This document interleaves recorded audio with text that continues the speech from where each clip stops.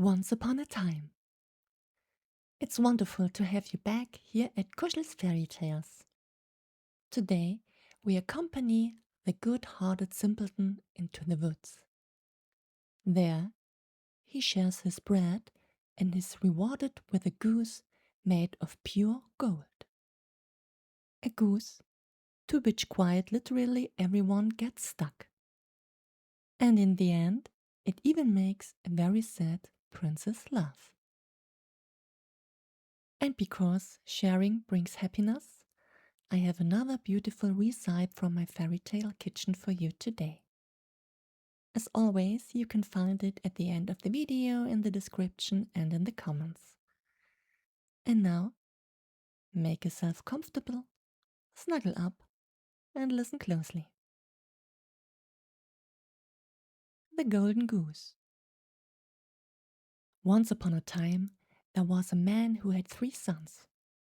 The youngest was called the Simpleton.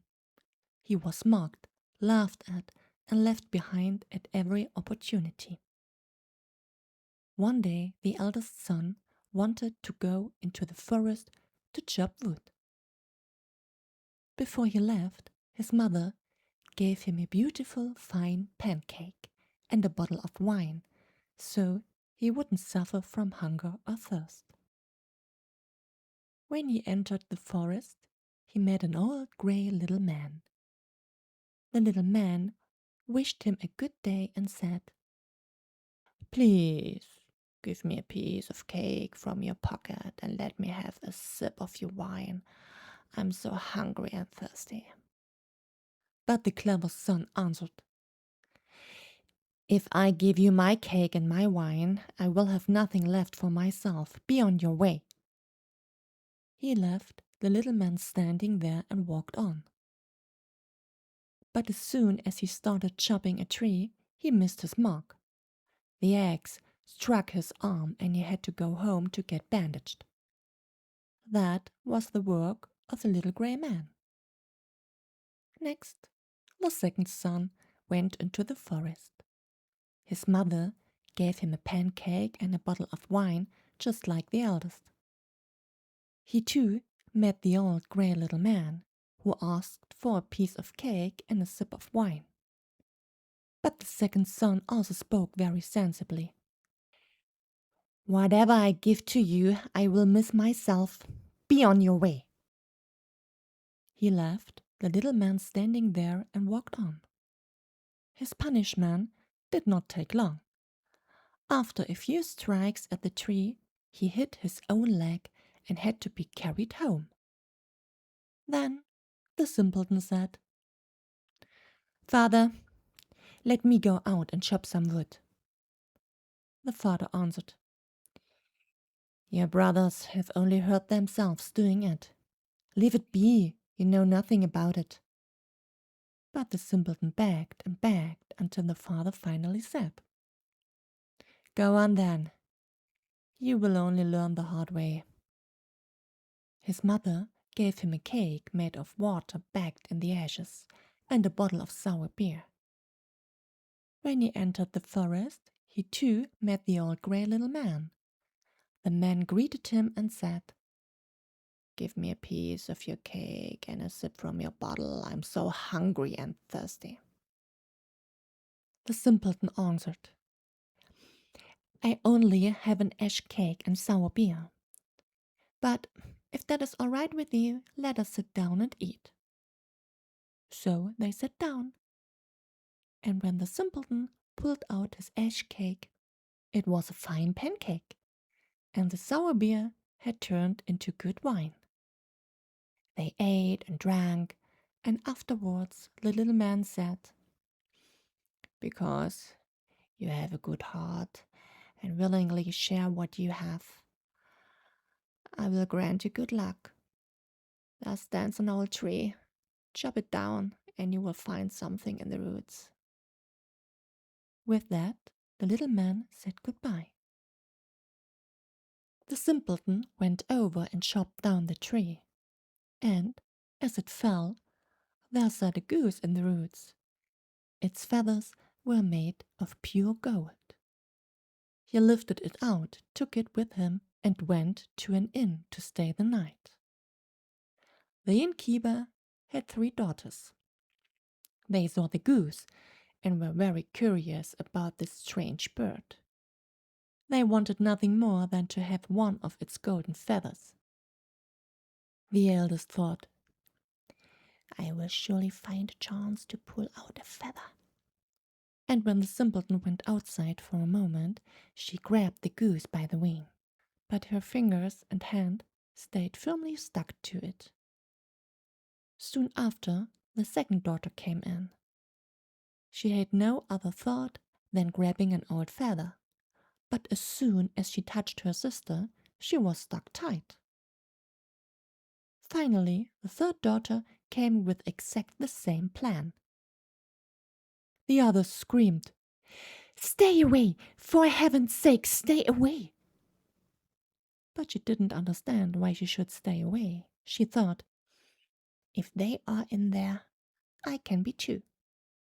She jumped forward, and as soon as she touched her sister, she was stuck as well. And so they had to spend the whole night with the goose. The next morning the simpleton took the goose under his arm and left. He didn't care at all about the 3 girls hanging onto it. They had to run behind him left and right wherever his legs took him. In the middle of a field they met the parson. When he saw the strange parrot, he said, "Shame on you, you nasty girls! Why are you chasing after this young lad through the fields? Is that proper?" With that, he grabbed the youngest by the hand to pull her back.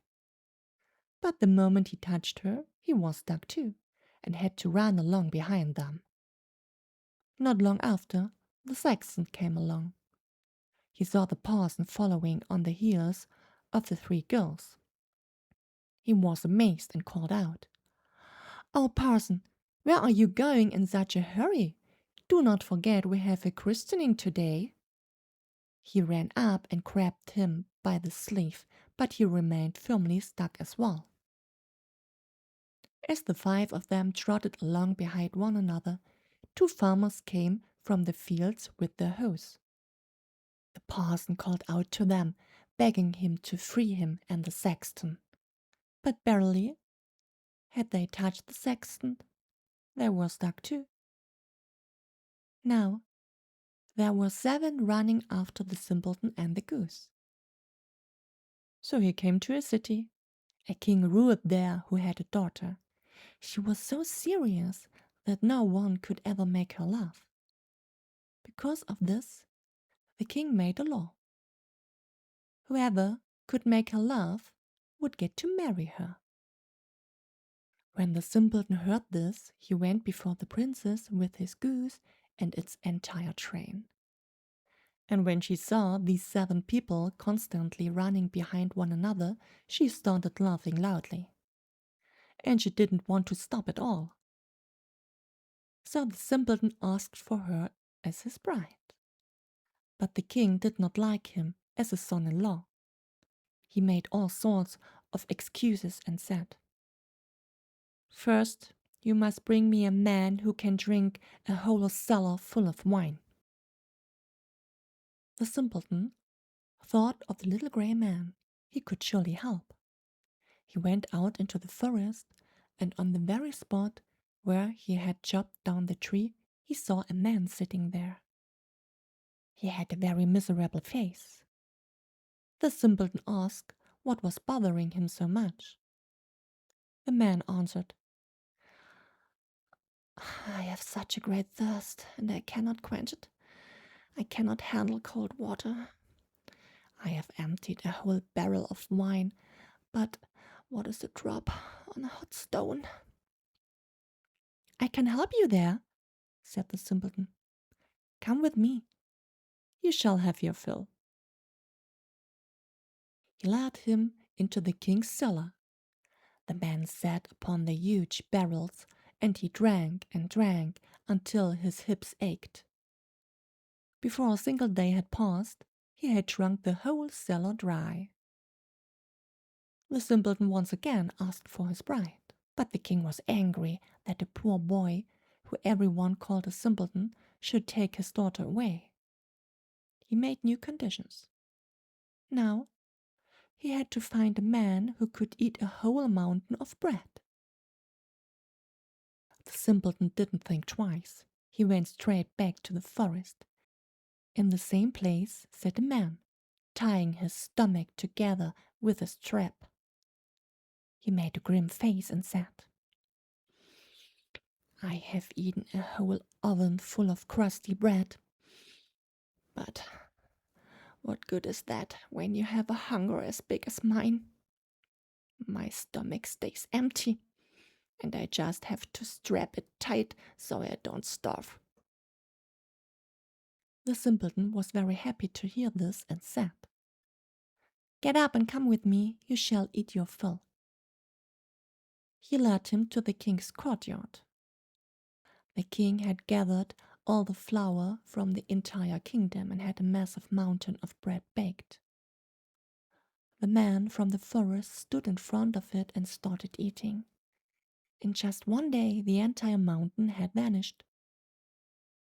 For the third time, the simpleton demanded his bride. But the king looked for one more excuse. He demanded a ship that could sail on both land and water. "But as soon as you come sailing in with it," the king said, "you shall immediately have my daughter as your wife." The simpleton went straight into the forest. There sat the old grey little man, to whom he had given his cake. The little man said, "I have drunk for you, and I have eaten for you. I will also give you the ship. I do all of this because you were merciful to me." So he gave him the ship that sailed on land and water. And when the king saw it, he could no longer hold back his daughter. The wedding was celebrated, and after the king's death, the simpleton got the kingdom and lived happily with his wife for a long, long time. Before we say goodbye, here you can see the magic recipe from my little magical witch's kitchen. Write me in the comments and let me know how it tasted.